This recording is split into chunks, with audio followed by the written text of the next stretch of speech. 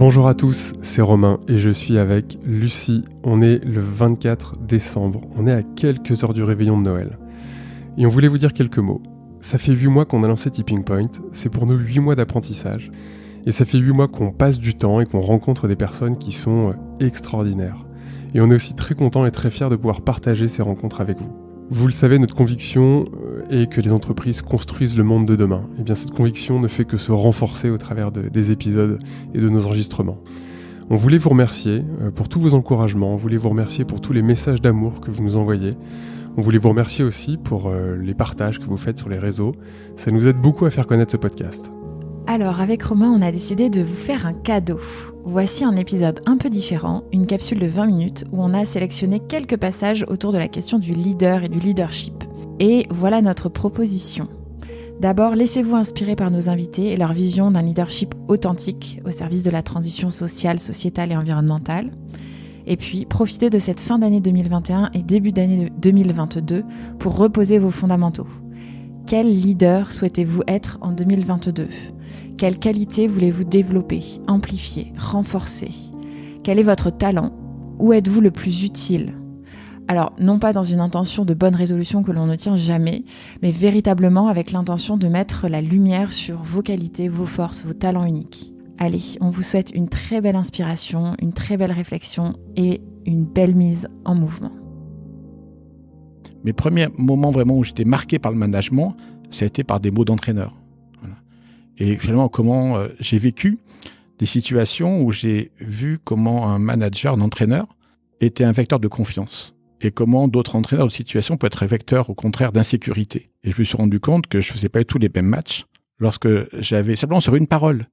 On me transmettait de la confiance, on me transmettait de l'insécurité. Et le résultat comptable à la fin du match était complètement différent. Et c'est là que j'ai compris quel était le rôle d'un manager, potentiellement.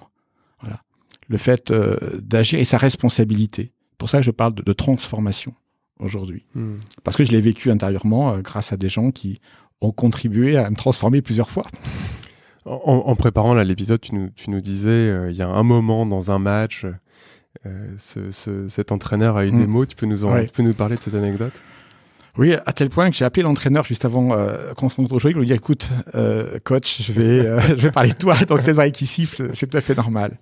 C'était un match contre une grosse équipe qui venait de recruter un joueur américain qui arrivait directement des États-Unis et qui était en train de négocier son contrat. Et c'est là où généralement, faut pas les jouer, quoi. C'est compliqué à ce moment-là. Et ce mec-là, sur le terrain, il était hyper efficace, on n'arrivait pas à l'arrêter. Moi, j'étais pas un role player, j'étais un joueur de rotation.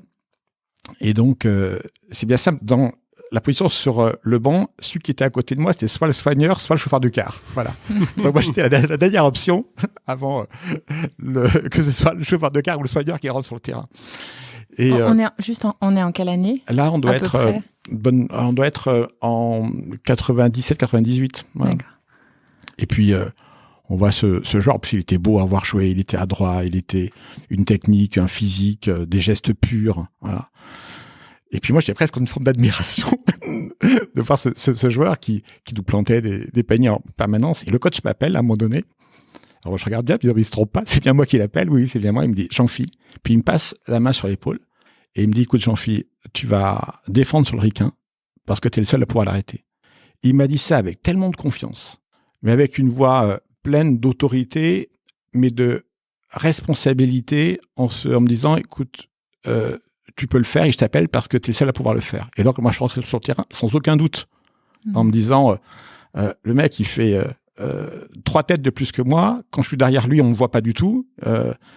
Et c'est certainement là où j'ai fait, en tout cas, un des meilleurs matchs de ma vie. Parce que psychologiquement, j'étais dans un état de confiance et même de plaisir. Et donc, j'ai carburé avec cette énergie-là qui était transmise par une mise en situation, voilà, de confiance face à une situation où c'était, David contre Goliath. Et là, j'ai compris ce qu'était le management.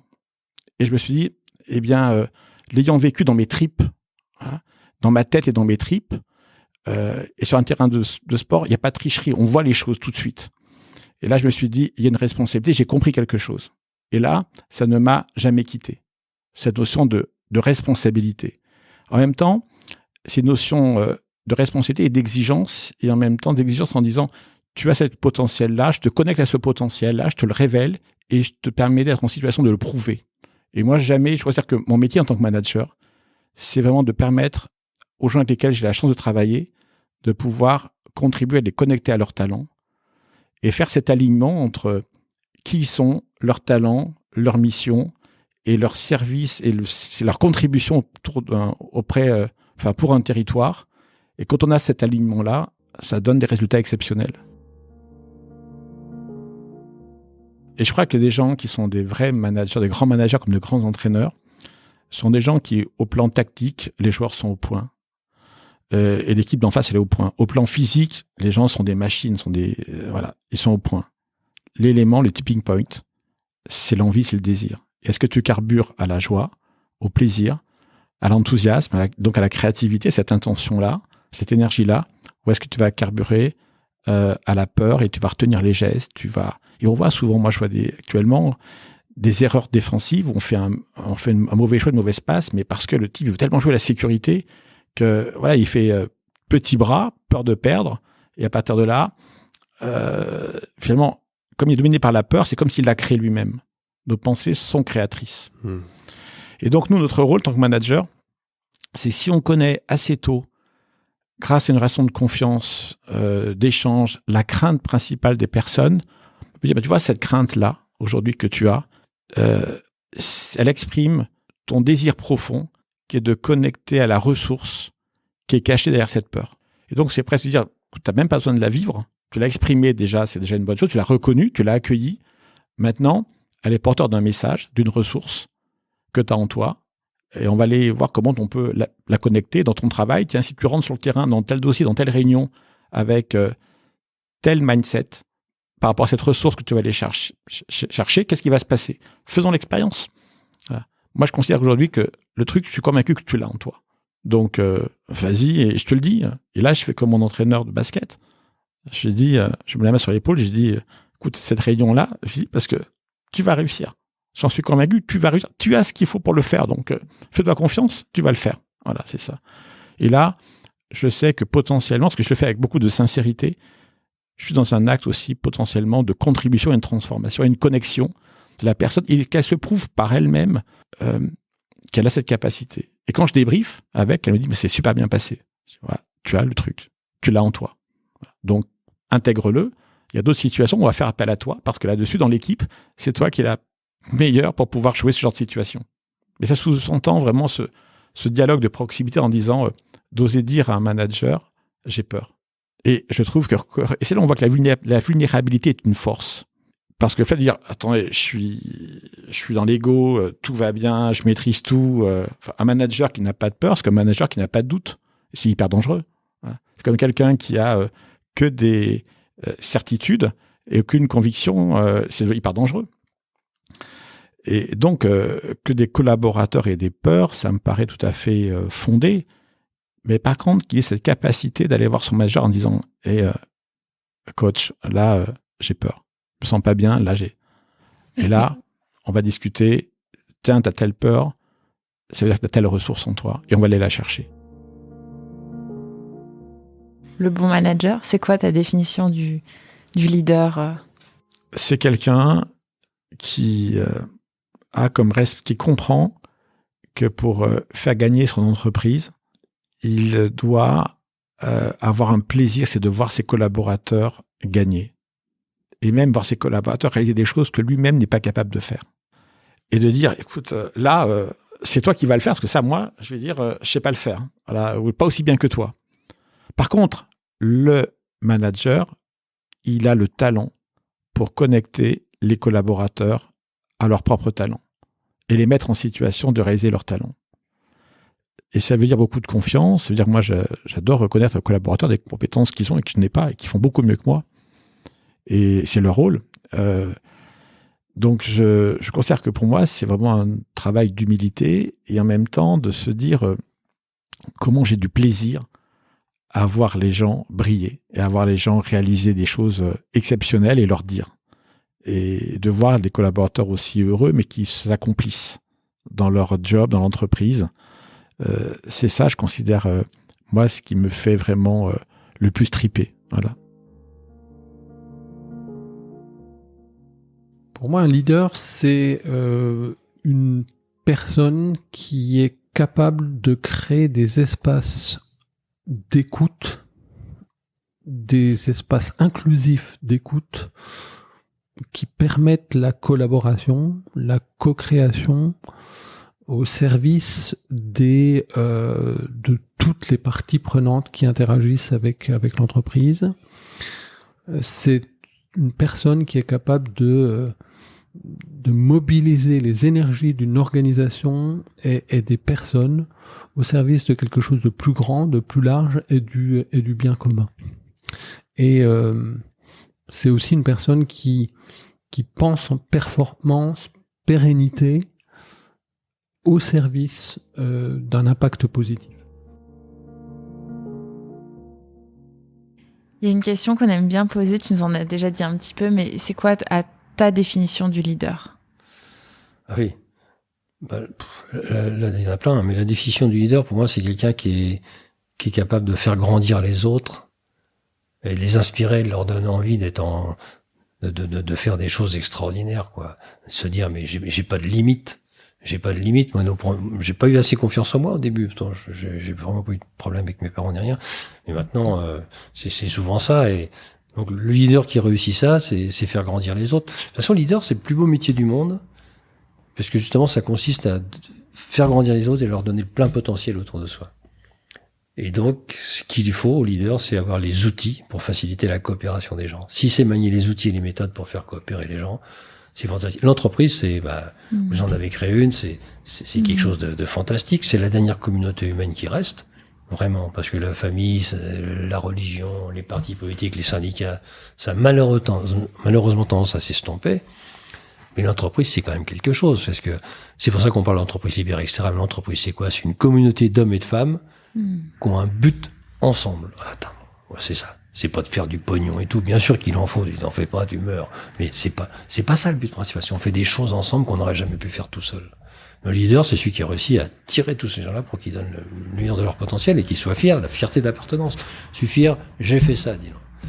J'ai fait moins 5%, je suis fier. Personne n'est fier d'avoir fait moins 5. J'ai fait plus 10, c'est bien. Et qu'est-ce qu'on fait? On va investir, on va faire une fondation, on va aider des gens à apprendre l'informatique. Voilà, c'est fabuleux, ça. Voilà. Ça change la vie.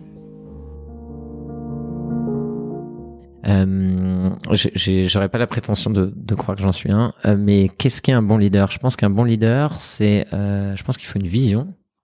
Je pense que ça, c'est quand même assez utile pour être un bon leader. Je pense qu'il faut une vision, il faut savoir donner envie aux gens. Ça me paraît essentiel. Et je pense que je pense qu'il faut une vision et il faut aimer les gens avec qui qu'on embarque vers ça et se dire comment on se met à leur service le plus possible et d'être obsédé par cette question. Ça me paraît assez essentiel. Et je pense que si on fait bien ces deux choses-là, bien travailler la vision et aimer les personnes, cette vision pour qu'ils la comprennent, pour qu'ils se l'approprient, ils la challenge, il l'approprie au sens de la faire grandir avec, et après qu'on les aide à eux-mêmes se réaliser, parce que quand on est une organisation, on est là pour aimer les gens qui sont dans le projet, pour se dire comment on les aide à grandir le plus possible. Et je pense que c'est deux choses qui font d'être un bon leader. Et je pense que pour devenir un bon leader, la bonne question à se poser, c'est quels sont mes talents? Il y a des points de faiblesse sur lesquels il faut travailler pour être au niveau de flottaison à certains endroits, mais l'important, c'est ses talents. Parce qu'en fait, un bon leader, c'est quelqu'un qui va dire, je vais aller là où sont mes talents, puis là, j'y vais à fond la caisse. Et en fait, là, du coup, c'est comme Mbappé au foot, quoi. Définition du leader qui ne soit pas issue d'une de mes lectures, qui soit vraiment sincère. Moi, je dirais au service d'eux, mais voilà, c'est assez simple. Au service d'eux. C'est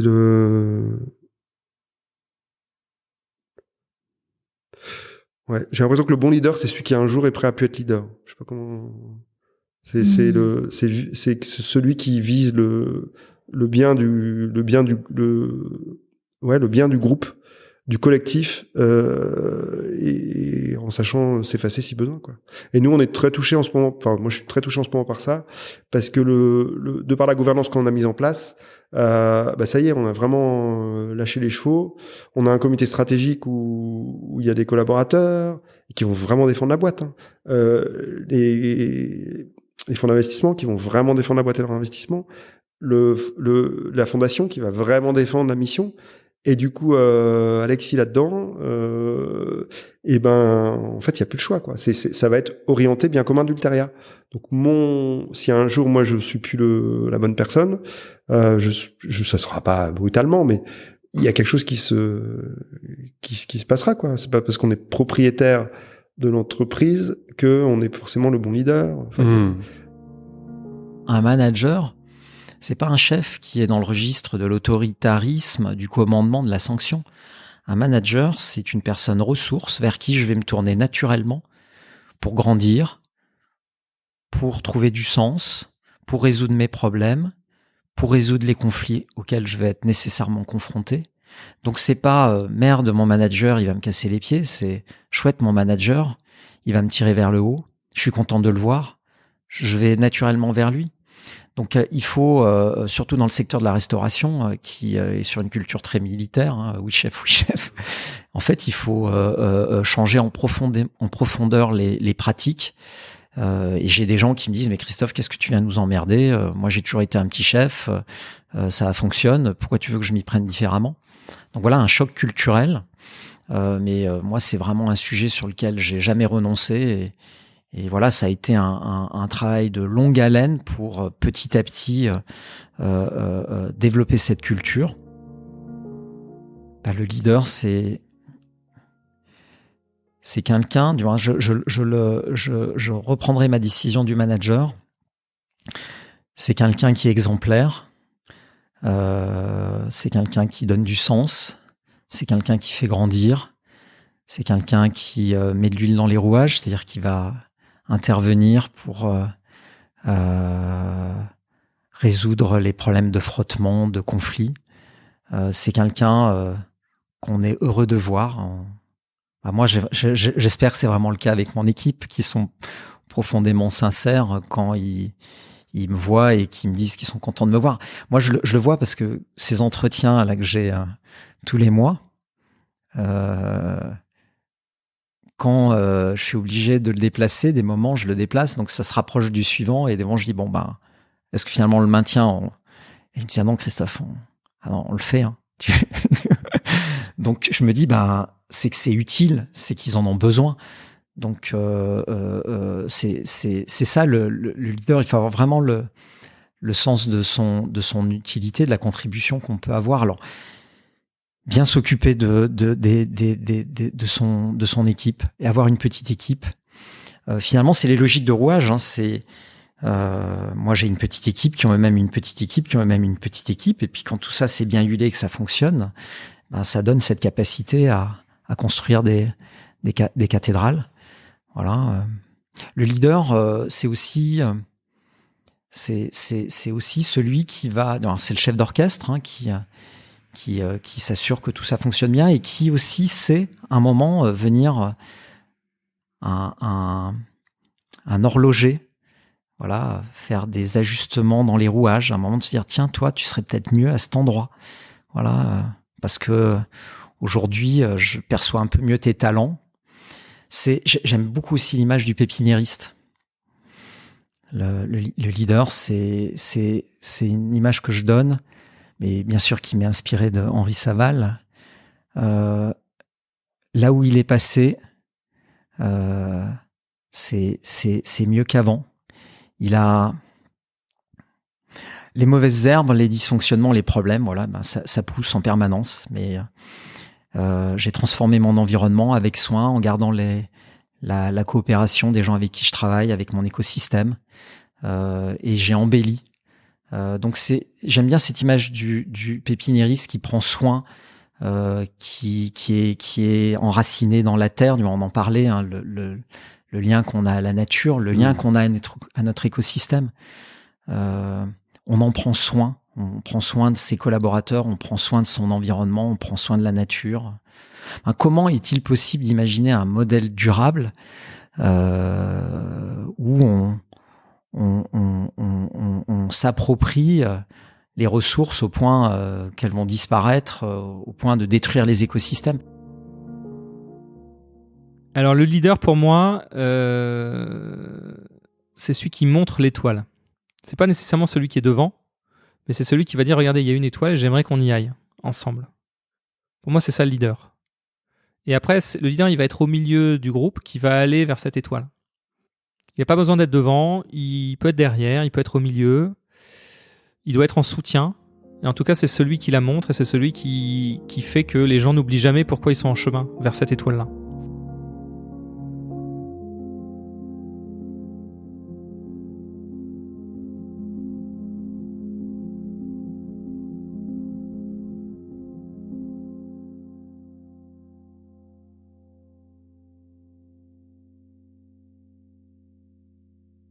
Voilà, c'est fini pour cet épisode spécial. 7 de nos invités vous ont livré leur vision du leader et du leadership.